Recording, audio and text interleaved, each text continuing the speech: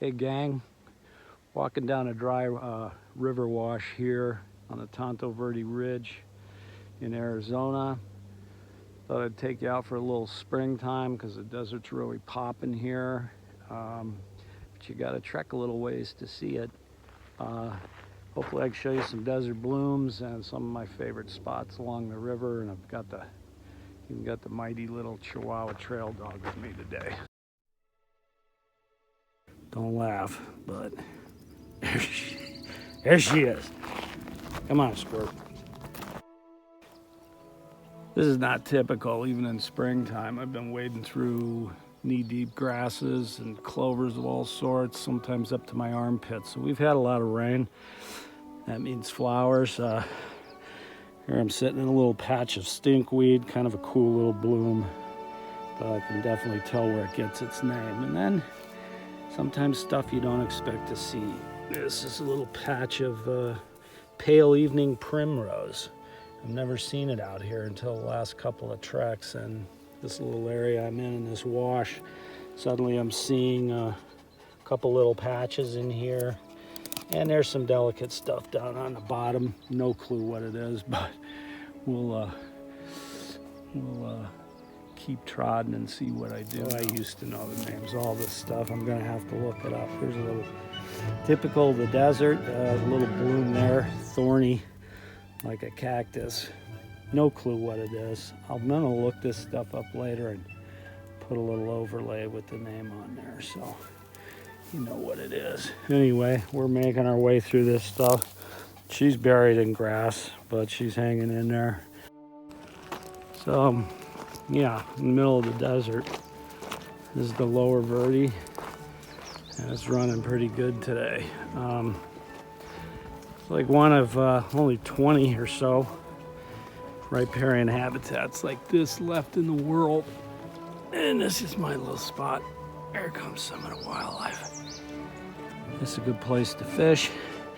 It's a little dull down here. The cattails haven't sprouted. There's a lot of summer growth that's going to come in, but this is what it's all about. Bologna. 2 slices of bologna, 2 slices of white bread, dab of mustard. That's trail food right there. All right, normally this is a single horse track coming down through here and it's not submerged. So we're gonna get a little sloppy getting out to this point so I can get you a nice shot of Yavapai crossing. I'm scooting a whole bunch of little minnows through. All right, so I waded out onto one of these little islands so I can show you a little bit of the color looking back upriver. It's a little bit better view from down here. They're just epic. It's hard to imagine when you think of the desert this kind of greenery, but there it is. It's amazing green belt coming down through here. Just beyond it, saguaro and desert and rock, but down here it's something else. And come late spring, it's going to take a machete to chop through some of this growth along the river to even get through here. But there it is. Oh, a couple more clicks down. We cut in a little bit away from the river. I'm going to show you this thick stuff down in here come June. This is where the bald eagles are going to come to breed.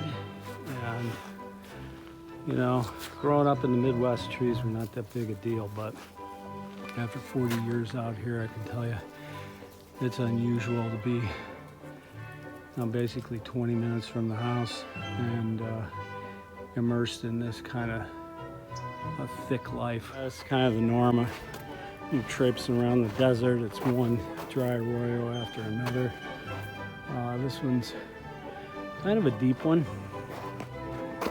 Yeah, wish I had a buck for every time I had to cross one of these today. I would be in good shape. But it's still kind of interesting. It's got that deserty feel to me. And the dog likes it. She's sniffing around because all kinds of coyotes and critters come through here. What you got over there? Let's go. Oh yeah, there's just kind of pockets and patches of color everywhere today. Up on the ridge, I'm up below this Little cactus patch of saguaros. They should be blooming. They're a couple months off yet, but they'll start blooming up top. It's out in the middle of nowhere, but that's the desert I know and love. And you just gotta look for it. There's color everywhere. Some of those little Arizona lupines. Some stuff is starting to dry out.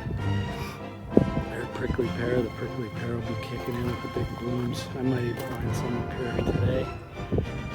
But that's a lot of color right there.